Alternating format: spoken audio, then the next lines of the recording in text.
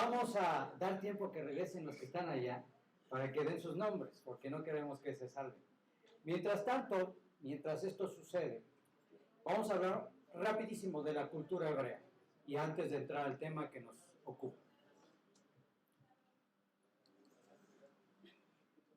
Consciente o inconscientemente, a sabiendas o no sabiendas, hay muchas, pero muchas cosas en el mundo religioso que viene del pueblo de Israel, de una nación que es el pueblo de Israel.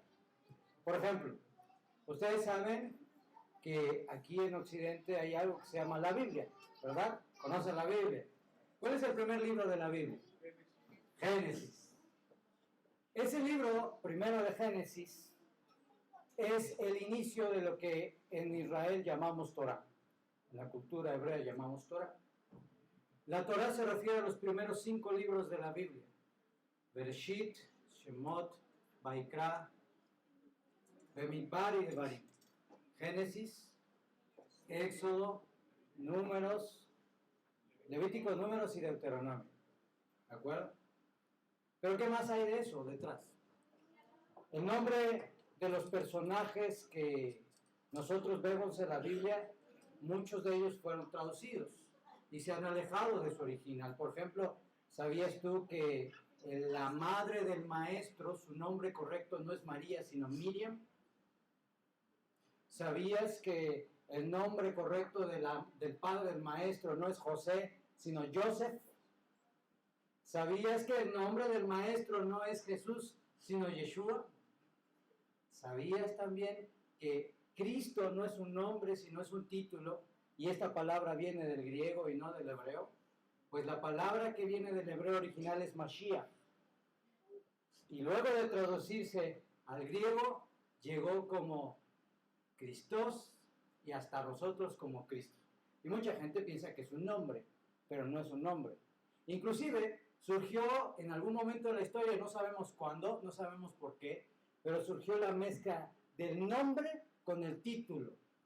Jesús, ¿qué?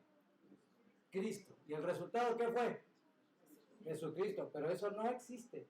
A él nunca lo llamaron así, ni en su casa, ni en su cultura, ni en el momento histórico con el cual se encontraba. ¿Por qué? Porque lo que muchas veces recibimos fue resultado de degradación o fue resultado de la metida de la mano de las traducciones y muchas cosas hasta llegar a nosotros. Y esto es muy importante que lo sepamos. ¿Qué más podemos decir de la cultura de las escrituras? ¿Sabías tú cuántos días de la semana hay? ¿Cuántos hay? 7 días. ¿Cuáles son los nombres de los días de la semana? A ver, vamos a empezar por el principio. ¿Cuál es el primer día de la semana? ¿Cuál? ¿Están de acuerdo? ¿El domingo? Ok, ese es el primer día de la semana. Entonces, el primer día de la semana, ¿qué nombre tiene? No, en español. Bueno, aquí. No me haga trampa, todavía no me dé la respuesta. ¿Qué nombre tiene? Domingo. ¿El segundo día? ¿El tercer día? ¿El cuarto día? ¿El quinto día? ¿El sexto día? ¿Y el séptimo día? Sábado. De esos nombres de los días, muchos de estos nombres a lo largo de la historia, por muchas razones, fueron recibiendo un nombre relacionado con divinidades. Martes, de Marte, jueves, de Júpiter, y así sucesivamente.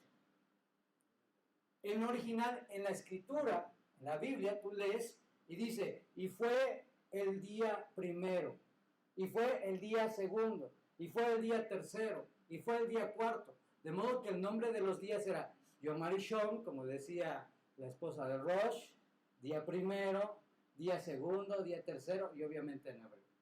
Pero a nosotros nos llegó esto, y ahora nos movemos dentro del lunes, martes, miércoles, jueves y viernes.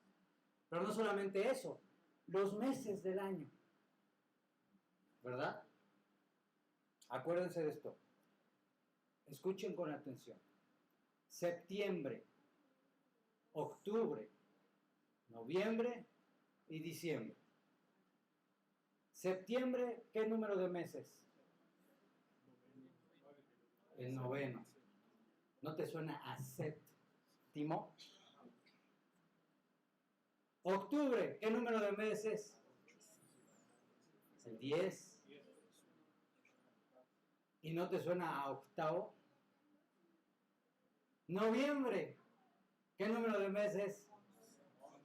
¿No te suena a qué? A noveno. ¿Y diciembre, qué número de meses? ¿Y a qué suena? A diciembre.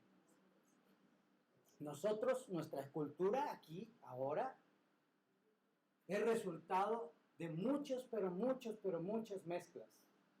Muchas cosas que no han sido malas todas, pero muchas nos han alejado de los principios originales de las Escrituras. Y la gente vive inmersa en toda esta cultura que se ha desarrollado por los dominios de los imperios y alejándose de lo que Dios nos ha dado.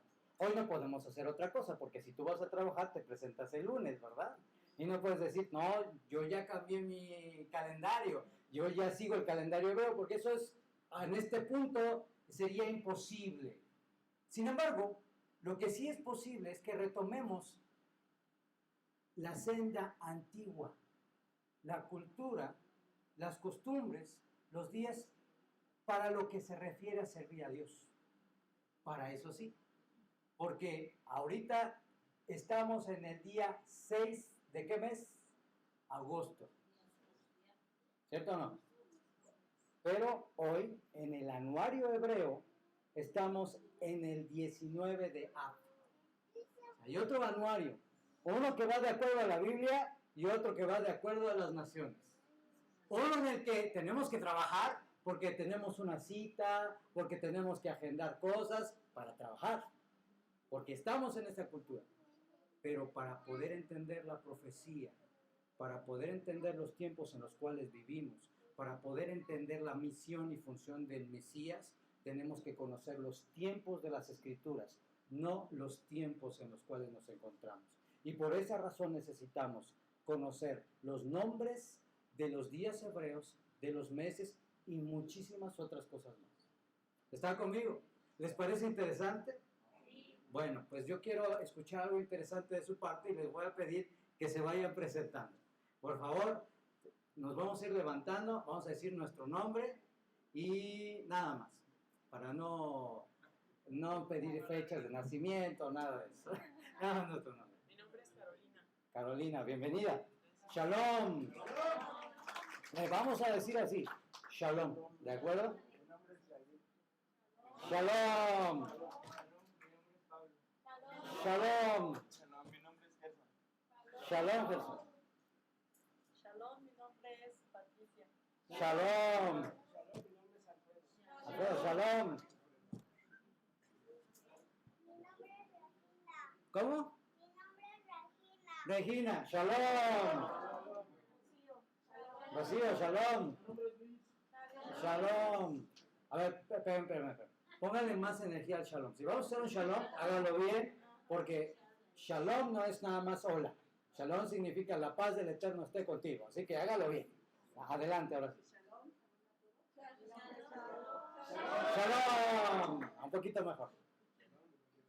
Shalom. Bienvenido. Shalom, mi nombre es Brenda. Shalom. Shalom. Hola, me llamo Noah. Shalom. Shalom. Mi nombre es Edith y de conversión Sara. Shalom. Shalom, mi nombre es David. Shalom. Shalom, mi nombre es Cristina. Shalom. Shalom, Jasmine. Shalom. Shalom, mi nombre es César de Conversión Betzalel. Shalom, Betsael. Mi nombre es Edgar de Conversión Jaime. Shalom. Shalom, mi nombre es Yuri. Shalom. Shalom, mi nombre es Karen. Shalom.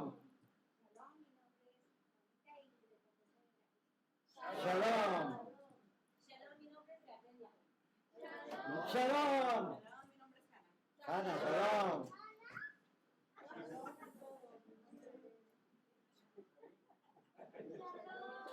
Shalom. Shalom. ¿Y nuestro camarógrafo? Shalom. Muy bien. Bueno, pues Baruch Hashem. Bueno, pues les voy a pedir que estén cómodos, pero no demasiado como para que se duerman. Hoy vamos a hablar de un tema que espero yo sea algo que te va a dejar con la intención de querer conocer muchísimo más de la cultura hebrea, del Dios de Israel, del Mesías judío y de la función del Mesías judío. El tema que hoy vamos a tratar va a ser el poder sanador de Dios a través de la redención. Para poder explicar esto, vamos a ir definiendo dos palabras que todo el mundo conoce, pero que son un poquito complicadas de expresar o de explicar. La primera es redención, que es precisamente la que da nombre a nuestro tema. Y la segunda es expiación. Redención y expiación, ¿las has escuchado? Redención y expiación. De hecho, se mueve mucho en círculos religiosos, redención, expiación, pero hay que conocerlas bien. Bueno, Dios creó el mundo y todas las cosas con perfección. ¿Tú crees eso? Tanto lo que podemos ver como lo que no podemos ver. Todo fue creado con un nivel de detalle increíble, una precisión absoluta de parte de Dios. Fíjate, hay aproximadamente 60 músculos en tu rostro. Y fíjate qué interesante, para sonreír solamente tienes que utilizar 20 de ellos. Pero para fruncir el ceño te hace falta utilizar 40 músculos. O sea, es más fácil sonreír que hacer el gesto de enojado. Bueno, así lo creó el Eterno y no fue casualidad. Todos sabemos que es un glóbulo rojo. Es una parte importante de nuestra sangre. Un glóbulo rojo tarda aproximadamente 1 minuto en circular alrededor de todo tu cuerpo. ¿Te imaginas a qué velocidad va ese glóbulo rojo? Bombeado por tu corazón. Dime si no es una cosa extraordinaria, milagrosa de Hashem. Tu piel segrega sustancias antibacterianas, ¿sabías? Estas sustancias, por ella podemos levantarnos por la mañana con una capa medio rara tal vez en tu piel, que va creciendo, pero esa capita en tu piel es lo que te ayuda a protegerte de las bacterias. Las lágrimas, no nos gusta que salgan las lágrimas. A veces cuando te cae una piedrita o alguna cosa, sale una lágrima automáticamente. Bueno, las lágrimas y la mucosidad contienen una enzima llamada lisozima, que descompone la pared celular de muchas bacterias. ¿Tú sabías eso? Fíjate que las lágrimas y la mucosa son una herramienta que el Eterno creó para protegerte de las bacterias. Lo mismo sucede en la naturaleza con los animales, con la propia creación. Sería sorprendente poder conocer los datos de cada cosa creada por Dios en el universo.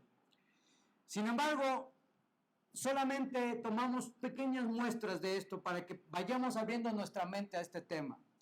Todos conocemos y hemos oído de Adán y Java, o Adán y Eva.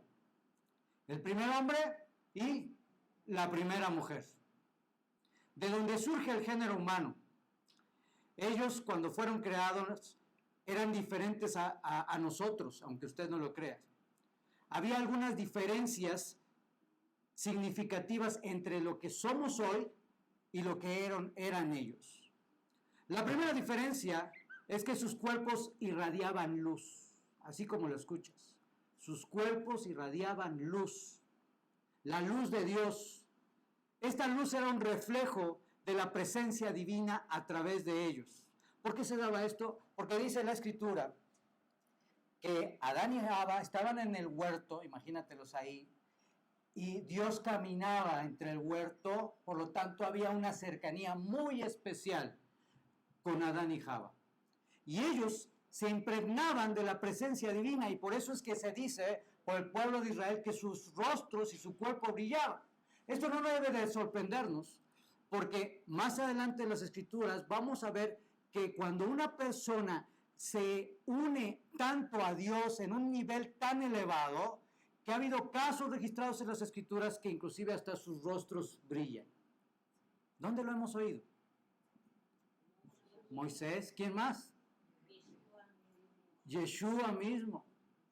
¿Se acuerdan? Moisés, cuando subió a tomar las tablas de la ley, no fue cualquier momento en el cual su rostro brillaba, fue el momento tal vez cúspide de su vida espiritual, recibir del Eterno la ley, una cosa impresionante. Y cuando desciende, dicen nuestros mayores que tenían que cubrir su rostro por la luz. ¿Y qué dice Haberit Hadashah, mal llamado Nuevo Testamento? Que Yeshua estaba cerca con sus discípulos y entonces se mostró Eliyahu Hanavi. Y dice la Escritura que sus rostros brillaban. Y entonces los discípulos le dicen al maestro, maestro, déjanos hacerte una azúcar, una enramada. Una azúcar es una cabaña que hacemos en la temporada de la fiesta de las cabañas, una enramada. Entonces, esto te va hablando de que Adán y Java tenían esa condición, pero aquellos justos, cuando llegan a un nivel tan elevado, también reciben esa condición. Te adelanto algo. ¿Has oído de la resurrección de los muertos? ¿Sabes qué es la resurrección de los muertos? La resurrección de los muertos es el proceso por el cual el Eterno hará que los hombres, después de estar muertos, vuelvan a la vida. Según nuestros mayores, habrá dos resurrecciones.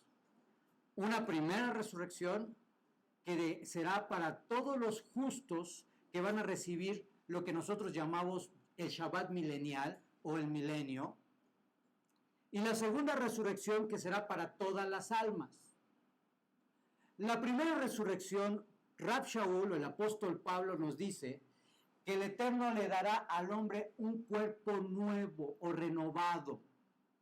Dice, utilizando las palabras típicas de esos textos, un cuerpo incorruptible. En otras palabras, que no se enferma, que no le salen canas, que no se daña, etc. Ese cuerpo, adivinen a qué cuerpo se va a parecer. Al de Mashiach, ¿a quién más? ¿De quién hablamos al principio? De Adán y de Java. De Adán y de Java. Esa era una característica de ellos. Por lo tanto, ahora entendemos lo que en forma de enseñanza Yeshua decía hace 2000 años atrás, con estas palabras: ustedes son Or Leolam, la luz del mundo. Una luz, dice el maestro, no se debe esconder. Estas expresiones son por una parte un aliento para ti y para mí, para los justos, para hacer una diferencia en este mundo, para hacer que la luz llegue al mundo, pero también al mismo tiempo es el anhelo de que el hombre vuelva a tener el honor de estar en la presencia divina en su máxima expresión. Otra diferencia entre Adán y Java y nosotros es que Adán y Java no sufrían enfermedades y no envejecían. El hombre, para poder tener sustento, lo único que tenía que hacer era alcanzar lo que estaba en el árbol y comerlo, nada más. Cuando la haberá, cuando escuches esta palabra, haberá, significa transgresión o pecado. Cuando la haberá, la transgresión o el pecado de Adán y Java se realizan, incumpliendo el único mandamiento que Dios les había dado, trajo consigo esto graves estragos y disminuciones o maldiciones. La primera cosa que sucedió fue que el hombre perdió esa luz. La luz que irradiaba, la perdió. Y ahora tenemos esto, que llamamos piel.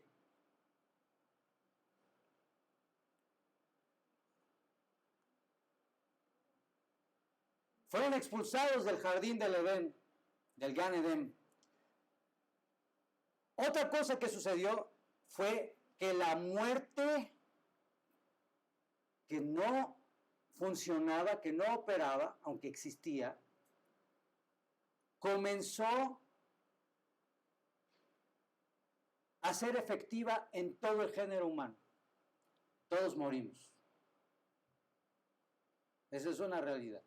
Y eso fue por causa de que Adán y Java quebrantaron el único mandamiento que tenían como responsabilidad, que era no comer del árbol que Dios les había dicho, de este no comerán.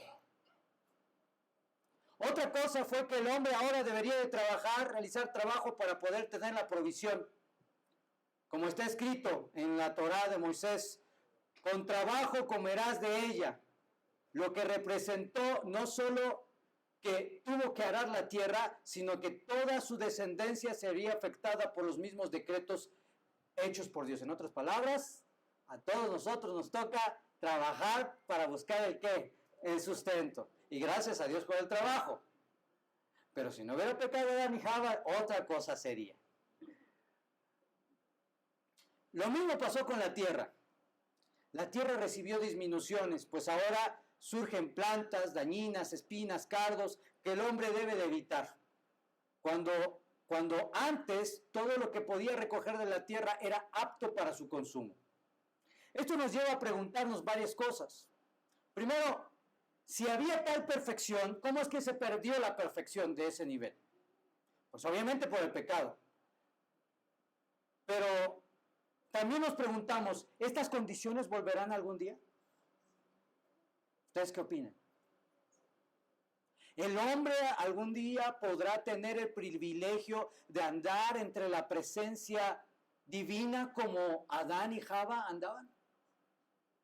No vamos muy lejos.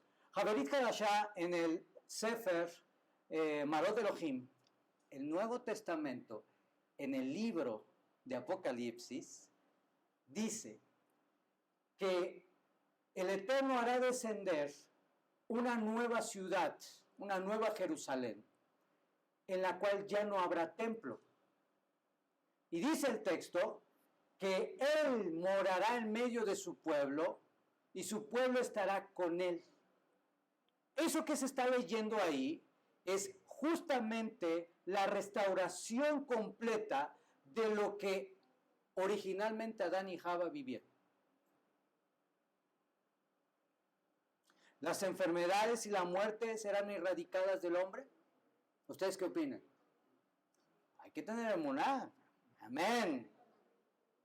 De modo que esta transgresión hecha por Adán y Java causaron grandísimos y gravísimos estragos en la humanidad hasta el día de hoy. La separación del hombre de la presencia divina, la llegada de la muerte, etc. Perdiendo el nivel de perfección en el que Hashem había creado al hombre. Así es donde surge la necesidad de un remedio. Para poder restaurar el estado del hombre, para poder vencer a la muerte y para poder eliminar las maldiciones o las disminuciones. Dios mismo siempre ha querido y ha amado y ama a la humanidad. Y Él quiere que esté libre de maldiciones y disminuciones. Pero ha sido la propia decisión del hombre, la propia decisión de la persona, la que la ha llevado a descender y recibir disminuciones para él mismo y para su descendencia. Por esta razón, de manera codificada, Dios comenzó a hablar del medio por el cual vendría la sanidad para el hombre, para la creación, para restaurar la relación con Dios. Y ese cambio de estatus que devuelve la libertad, la vida, la sanidad, la paz, la unión con el Creador, requiere un acto específico. Ese acto específico es lo que nosotros llamamos Geulah. Así como suena. Geulá. Repite conmigo. Geulá. Esta es una palabra hebrea. Y Geulá lo traduce muchas veces como redención. Redención. ¿Cómo es la palabra? Geulá. Se la tienen que aprender. Geulá. ¿Cómo vamos a entender, según las Escrituras, en el código de la Biblia, qué es la Geulá, cómo funciona? Vamos a ver un ejemplo rápido. Bueno, varios. Dice la Escritura que un Goel es un redentor. Viene la palabra Geulá, Goel. Ayudaba a traer salvación y rescate a otra persona. Por ejemplo, en la ley de Moisés, en la Torá, cuando una persona se empobrecía a tal grado de que debía hasta su propia ropa, tenía que venderse como esclavo.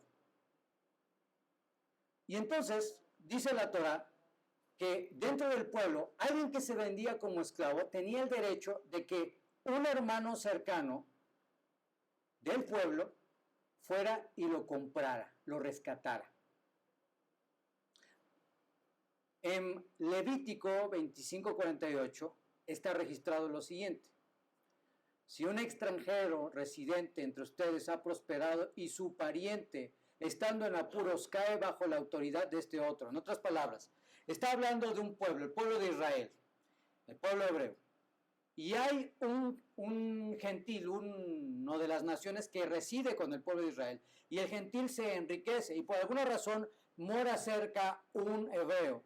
Y el hebreo se empobrece y requiere venderse como esclavo al gentil. Dice la Torá lo siguiente. Dice, cae bajo la autoridad de ese otro y es entregado al extranjero residente entre ustedes, a un familiar de un extranjero. Tu pariente tendrá el derecho de redención. Y es ahí donde empieza la palabra Geulá. Incluso después de haber sido entregado a un hermano para la redención. O a un tío, o un hijo, o un tío harán rescate, cualquiera de la familia que sea de la misma carne hará rescate, habiendo prosperado tu pariente anteriormente empobrecido, para que sea rescatado de la esclavitud. Y bueno, aquí la Escritura nos habla de que hay que pagar el costo, etcétera, etcétera. A la persona que era el pariente cercano, le correspondía ir y salvar a su familia. No lo podía dejar ahí como esclavo, sino que tenía que juntar el dinero, la plata, e ir y comprar a su hermano. ¿Por qué? Porque es su carne, porque es su familia, porque le duele. ¿Cómo va a estar de esclavo allá y yo aquí disfrutando de la vida? Entonces, la ley de Moisés establecía este mandamiento, que es un mandamiento, el mandamiento de la redención. Y el Goel, una persona, pagaba la deuda de este hermano cercano para que pudiera salir con libertad. Hoy en día, la forma de esclavitud típica que conocemos o que conocíamos no está. Hay otro tipo de esclavitudes, pero no la esclavitud que vemos en la antigüedad. Pero el hombre ha caído en otros tipos de esclavitudes. Cuando las disminuciones se hacen presentes en la vida de la persona por incumplir las leyes de Dios, esto autoriza al mundo espiritual de la oscuridad a poner en esclavitud a la persona. Pongamos un ejemplo. Cuando una persona consciente o inconsciente, a sabiendas o sin saber, quebranta un mandamiento de Dios, esto autoriza a los seres espirituales negativos a dañar a la persona. ¿Cuáles son esos seres espirituales negativos? El maestro Yeshua hablaba mucho de ellos. Ruach Tameh, espíritus inmundos, y Sheidim, y demonios. Desde la parte espiritual se impregnan y comienzan a dañar primero su alma y luego terminan dañando su cuerpo, pasando por todo su entorno, su familia, sus relaciones familiares, su economía, etc. Y esto se abre gracias a ¿qué? A que la persona dio apertura a esos seres espirituales por medio de quebrantar los mandamientos. No nos debe de sorprender, el maestro mismo dijo, un hombre que es echado fuera a los demonios se van y van en el desierto, o el demonio va y va en el desierto, y de repente regresa y encuentra la casa vacía y limpia. Y dice, no, esto está bueno, aquí cabemos más. Y va por otros 7 peores y viene de regreso. ¿Qué es lo que nos enseñó el maestro? Nos enseñó el maestro que aquel que no se llena de la ley, de los mandamientos, de los preceptos, de la voluntad del Eterno, termina dejando la puerta abierta a todas estas disminuciones. Una parte importante de lo que nosotros enseñamos y predicamos es educar a la gente para que conozca los mandamientos de Dios. No solamente crea que Yeshua lo salvó, no solamente crea que la salvación es por gracia, sino que entienda que ahora que puede recibir la entrada al mundo por venir, para poder estar libre de disminuciones o maldiciones, hay que conocer y vivir la ley de Dios. ¿Están conmigo? De modo que, abriéndose esa puerta al mundo espiritual negativo, se genera una esclavitud a la persona, alejándola de la presencia divina, del equilibrio social, de la salud, de la paz, del equilibrio económico, porque la persona está bajo autoridad de maldiciones que se han convertido en su amo y la persona se ha convertido en su esclavo. Las disminuciones cada vez llegan a ser más fuertes y solo por medio de un Goel, ¿quién dijimos que es un Goel? Un redentor, y por medio de la Geulá, la redención, la persona puede ser liberada de las influencias de las disminuciones. Podemos tomar el texto anterior, y aunque en un sentido simple aplica para un hebreo, de liberar a un hermano hebreo de la esclavitud que se empobreció, esto también puede representar en una forma general a la humanidad, que cada vez está perdiendo más el sentido de lo correcto, de lo bueno, de lo que es bueno, de lo que es malo, y que se está alejando cada vez más de la ley de Dios. Por las malas enseñanzas que promueven que la ley de Moisés fue abrogada, cuando Yeshua dijo, yo no he venido a abrogar la ley ni los profetas, sino he venido a darle cumplimiento. Es por esta razón que por ignorancia el pueblo perece y trae disminuciones a su propia vida, por no conocer los mandamientos de Dios, por haber aceptado enseñanzas que promueven el alejamiento de los mandamientos. Pero como dirían nuestros mayores, muéstrame tu fe sin tus obras, y yo te mostraré mi fe por mis obras. ¿Cómo demuestras que crees a Dios? Pues por medio de la obediencia. ¿A qué? A los mandamientos de Dios. Tenemos otro caso. El pariente redentor era un benefactor rico, una persona que libera al deudor mediante el pago del precio del rescate. Un redentor solo puede ser redentor si no se encuentra en la misma situación que aquel que va a ser redimido. Lo voy a repetir. Alguien que ayuda solamente puede ayudar si está fuera de la condición en la que se encuentra aquel o aquella a la cual va a ayudar. Por ejemplo, si alguien necesita ayuda financiera y le pide ayuda a otro, pues si le pide al pobre, ¿le va a ayudar? No. ¿Dónde va a sacar? Si están dos personas, una está en un pozo y un hoyo y necesita salir, y la otra está arriba con una cuerda, ¿lo podrá ayudar? Claro que sí, porque él está fuera de la condición. Pero si ambos están en el pozo, ¿se podrán ayudar?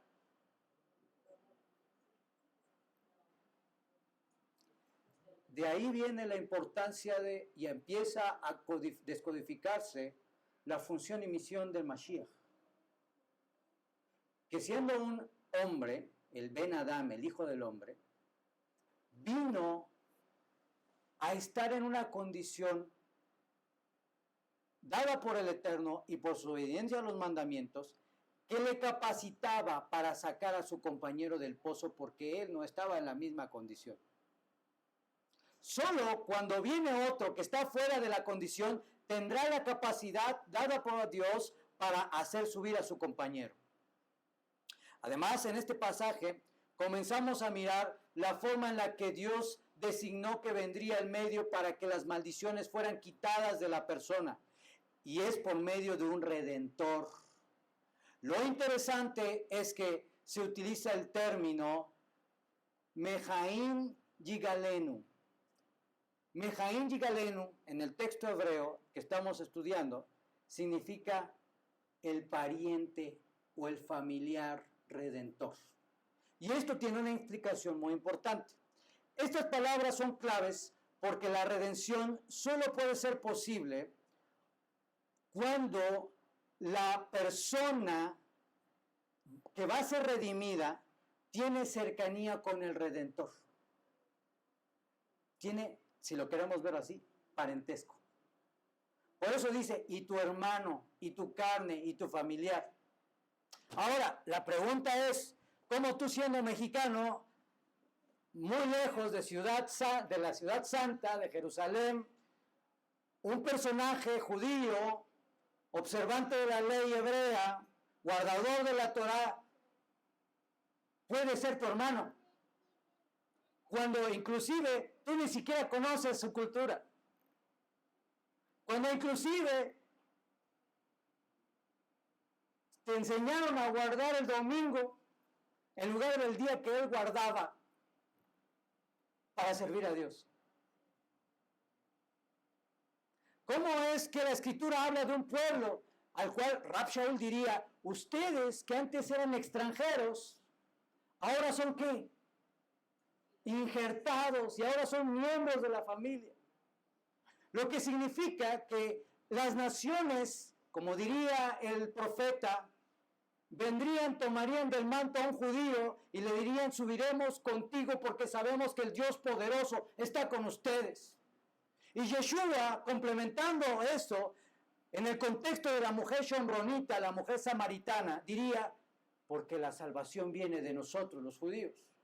No por una expresión de soberbia, sino una expresión para enseñarnos cuál es el conducto regular por el cual el Eterno ha establecido el medio para la redención. Ahora que estamos despertando la necesidad de entender las escrituras hebreas, la cultura hebrea, al Mesías judío, y empaparte y enamorarte de todo esto, esto te lleva a que cada vez más tengas parentesco con el Mashiach. Y entonces se ha llamado tu pariente cercano para redención. Pero si estamos celebrando la Navidad o estamos celebrando el domingo o la Semana Santa, pensando que eso fue lo que hizo el Maestro, todavía nos falta un caminito para retornar y ser llamados parientes cercanos.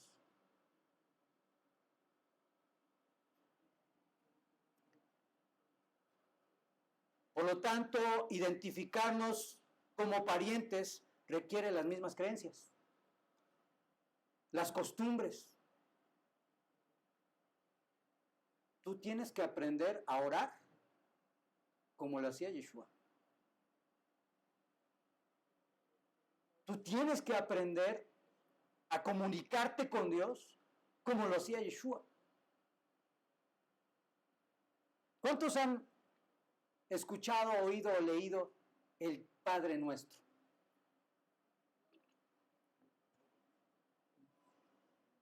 Pues esas palabras, que son muy bonitas, Padre Nuestro que estás en los cielos, y que mucha gente ha tomado, bueno, pues en su lengua original tienen un poder impresionante. Avinu Sheva Shamayim, Padre Nuestro que está en los cielos. Estamos en un momento de la historia, nuestra generación, donde tiene la autorización de parte de Dios, los recursos, la información para que todos los vallados, las paredes que estorban para acercarte a Dios se quiten. Hoy más que nunca, los avances tecnológicos, los descubrimientos arqueológicos, Toda esa información que tenemos hoy no había en los días de Yeshua.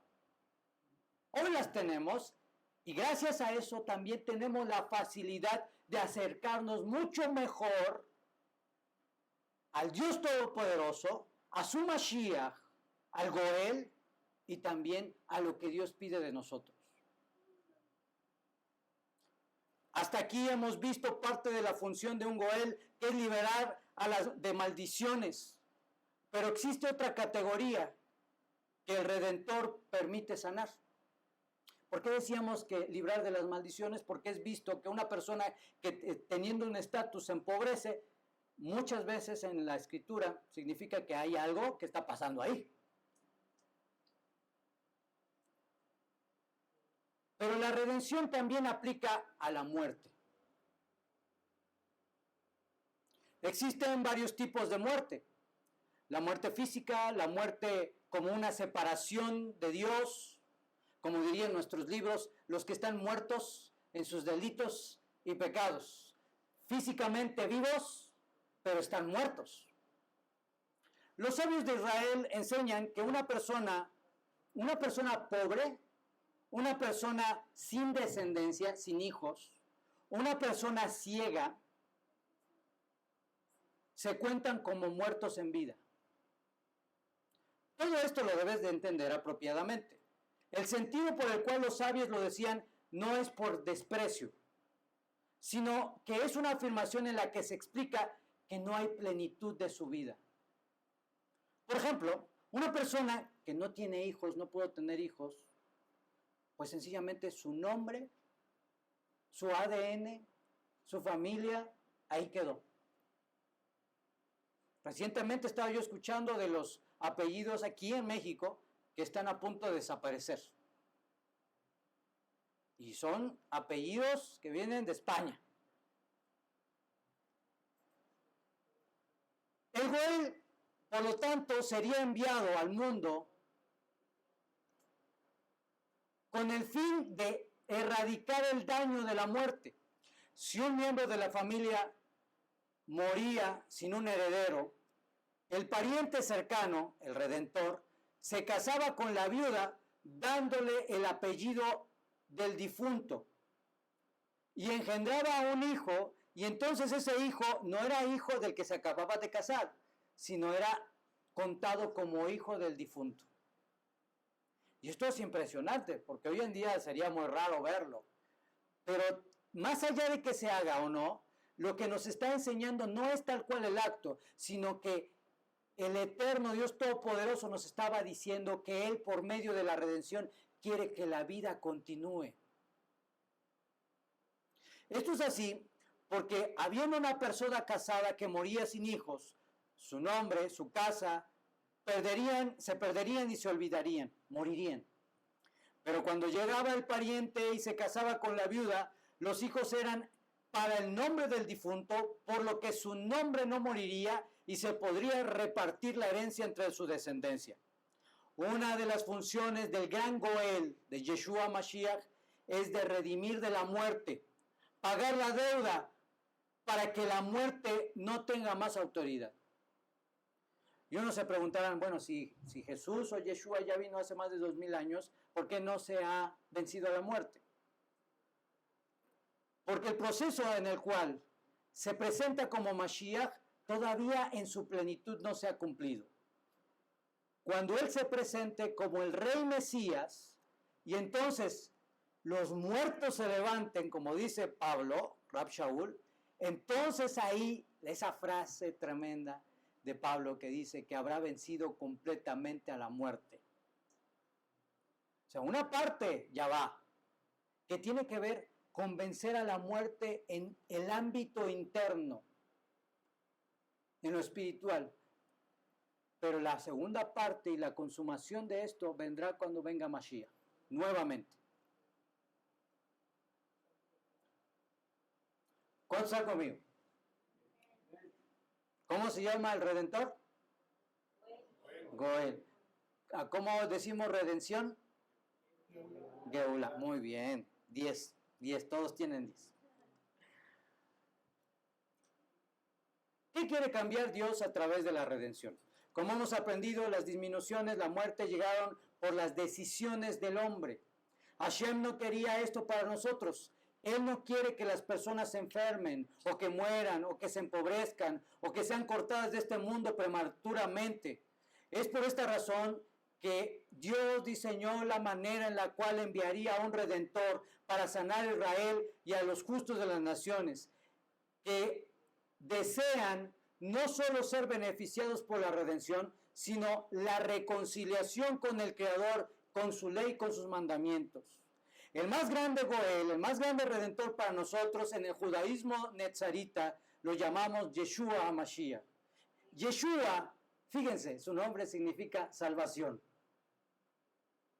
Ya desde ahí te está hablando. Él es el medio de salvación que el Eterno envió para nosotros. El Goel, el Redentor, a través del cual recibimos salvación, la salvación que necesitamos de la muerte y de las disminuciones.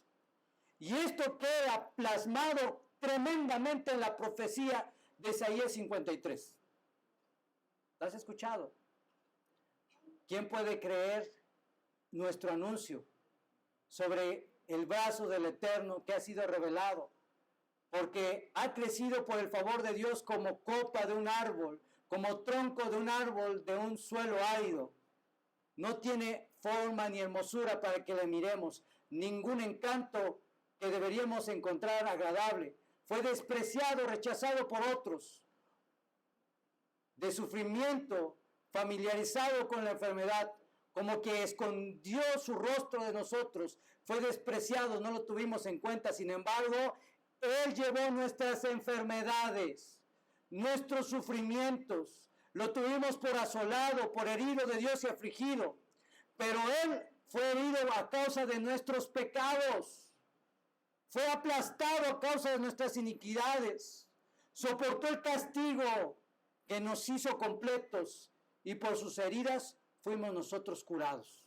Está hablando de la función del Goel, que Él tomó el lugar que te correspondía a ti. Todos nos descarriamos como ovejas, cada uno de nosotros siguiendo nuestro propio camino. Fue maltratado, fue visto como oveja, llevada al matadero, muda mientras la trasquilaban, no abrió su boca. Por juicio opresor fue quitado, partió de este mundo. ¿Quién podría describir su morada? Porque fue cortado de la tierra de los vivientes por el pecado de mi pueblo, que mereció el castigo. Y su sepulcro fue puesto entre los impíos, y con los ricos su muerte, aunque no había hecho ninguna injusticia y no había dicho ninguna falsedad. En otras palabras, no había ninguna razón por la cual él sufriera nada de esto. Pero él se puso como Goel para que nosotros pudiésemos recibir Geulá, redención. Como dije, algunas cosas no las experimentaremos hasta que venga de nuevo el Mashiach y se complete la redención. Como es que nuestro cuerpo brille, como es que hayamos vencido a la muerte, como es que ya no salgan canitas y muchas otras cosas más. Pero lo que sí tenemos hoy es la plena emuná en que el eterno Dios Todopoderoso nos habló del Mesías de forma codificada en la Torá por medio de los profetas, como él mismo dijo: de mí hablaron Moisés y los profetas, anunciándonos la forma en la cual vendría a funcionar el Goel, el Redentor. ¿Cómo podemos tener acceso a la redención?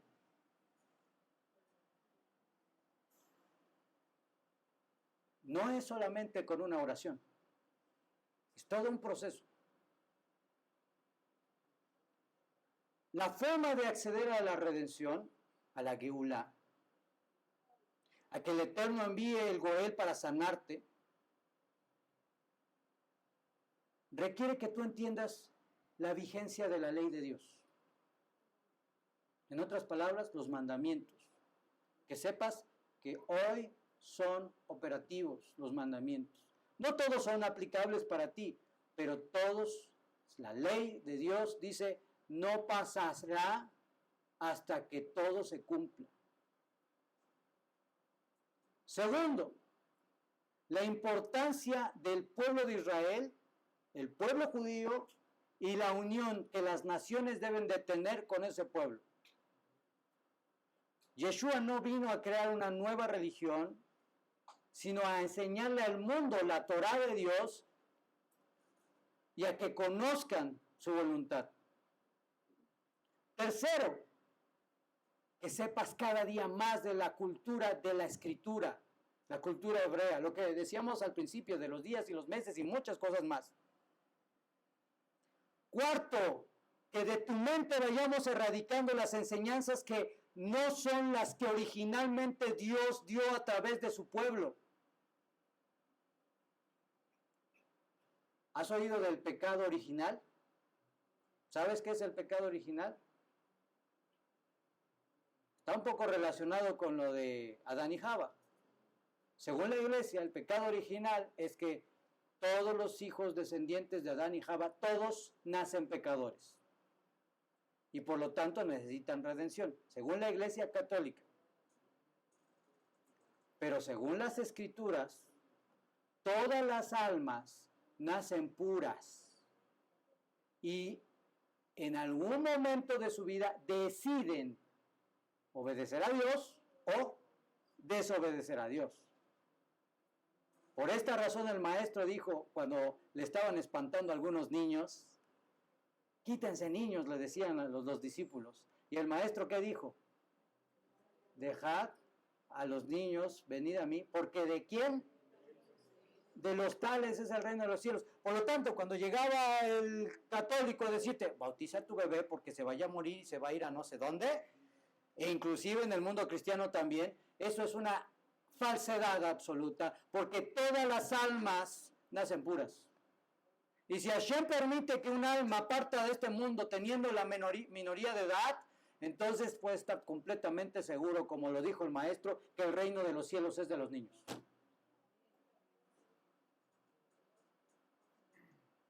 Pero tenemos que sacar muchas cosas ahí que nos enseñaron, tal vez con buena intención, pero no con buena información. Tienes que entender a profundidad todavía más cómo funciona la Geulá. Pero además, para poder acceder a la redención, tienes que tener emuná. Emuná es la palabra hebrea para fe, que se compone de dos partes. La primera, lógica, es creer. ¿Tú crees que hay un ser supremo que gobierna el mundo? Esa es una parte. Pero la segunda parte es obedecer. Allá en el norte de nuestro amado y hermoso país, que bueno, ya no tan en el norte, también aquí en el sur y en el centro, hay gente que se encomienda a los santos y a las vírgenes y salen a matar. Desde su óptica creen en Dios. ¿Cierto o no? Pero eso no es emuná, porque solo dicen creer, pero ¿le obedecen?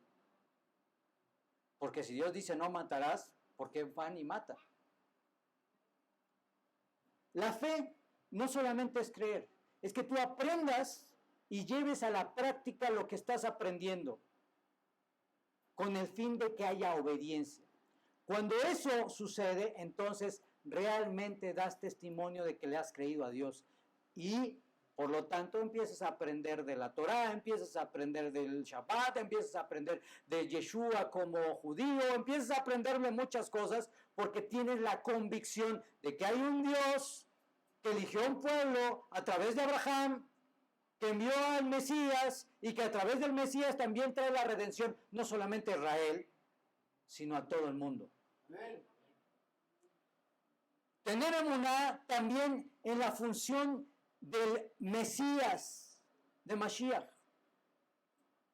Porque nosotros no predicamos o enseñamos a otro que no sea aquel que vino hace 2000 años. enseñamos y predicamos la identidad original y correcta de ese que vino hace 2000 años. No esa identidad creada por Roma, separada de los mandamientos. No esa identidad creada por Roma, en la cual sus enseñanzas están revestidas con filosofía, sino el Mesías judío, que vino a cumplir la ley y a enseñarnos cómo cumplir esa ley. Todos estos elementos no son una oración, es todo un proceso que tú tienes que llevar para poder alcanzar esa redención, ese arrepentimiento, que cuando el Eterno te dice, no comas esto, ay, yo no sabía que tal animal no se podía comer, perdóname Dios, ya no lo voy a comer. Y entonces, ¿qué crees? Viene el mérito de Yeshua a traerte sanidad en base al arrepentimiento y en base a la fe que has tenido. Si analizas los casos de las personas que, la mayoría, no todos, pero la mayoría de las personas que fueron sanadas por Yeshua, están en un contexto judío. Probablemente algunos se descarriaron por ahí, tuvieron que retomar, pero tenían la identidad, la cultura, sabían qué comer, qué no comer, según la ley de Moisés, el día de Shabbat, sabían todas esas cosas. Solamente que en un momento tenían que retomar su fe. No estaba hablando a gentiles para convencerlos de que si comen cerdo o no. Estaba hablando a un pueblo que ya tenía una identidad. Por lo tanto, cuando ellos regresan a esa identidad y toman de nuevo la ley de Moisés y se arrepienten, entonces viene de forma operativa la Geulá a través de Yeshua. Lo mismo pasa hoy. La única diferencia es que tenemos que aprender de la Torah, de la cultura y de lo que Dios pide de ti. Es lo mismo. Nada más que en los días de Yeshua estaban dentro de la cultura. Hoy tienes la oportunidad de acercarte a la cultura del Mesías de Israel, del Dios de Israel, del pueblo de Israel. Y siendo mexicano, aprender todo esto y recibir de la redención. ¿Te agrada el asunto? Vamos a ponernos de pie. En nuestra alma, y vamos a pedirle al Rosh Yosef que vaya pasando por acá. En nuestra alma y en nuestro cuerpo hay una necesidad de recibir sanidad. A veces nos enfermamos, lo aleno, pero también nuestra alma en ocasiones no está al 100%. Y necesitamos recibir sanidad. Y esa sanidad viene en base a la Geulá, en base al mérito de Yeshua. Esa sanidad que necesitamos de parte de Dios para anular el dolor, la maldición, por nuestras propias decisiones, por la ignorancia también. Es la sanidad que nuestra alma necesita. Dicho de otra manera, necesitamos la redención completa de Dios en nosotros. Y en esta tarde, hoy el Rosh Yosef nos va a ayudar con una terapia del alma para completar esto que hemos aprendido. Pero que no va a ser todo, porque esto es solamente el principio de muchas cosas que tenemos que aprender. Pero hoy vas a tener una terapia en tu alma que va a servir también para que continuemos enderezando el camino de retorno al Dios verdadero, al Mesías judío y a Jerusalén. No a Roma, a Jerusalén. Avinu Sheba Shamayim, Ribono Shel Olam, el Rahum Bejanun. Te damos toda rabá, Padre, por este día. Te damos muchas gracias por este día. En este día primero de la semana que nos permites congregarnos para estudiar tu sagrada Torah. Padre, reconocemos que necesitamos de ti, que necesitamos de tu mano, de tu ayuda, de tu auxilio, de tu salvación, de Yeshua, tu enviado. Reconocemos, Padre, que nos hemos extraviado, que nos hemos alejado como ovejas. Reconocemos, Padre, que por ignorancia y muchas veces por necedad nos hemos apartado de tus mandamientos. Y hoy, Ribono Shel Olam, queremos hacer este retorno a ti, esta restauración de nuestra alma, a reconocerte como nuestro único Dios y a reconocer a Yeshua como el medio a través del cual nos acercamos a ti. Ribono Shel Olam, elimina las cáscaras de impureza que puedan estar en nuestra alma, en nuestro corazón, y sánanos en este día. Padre bendito, que este día de Jochma, de sabiduría, también sea un día de Geulá, de redención y de unión contigo. Que el esclavo pueda salir libre y que los muertos sean resucitados. Que aquel que está sufriendo en su vida, en su alma, en su salud, en su economía, Padre, tú le permitas la Geulá por los méritos de nuestro Santo Maestro, la luz del mundo, Yeshua Mashiach.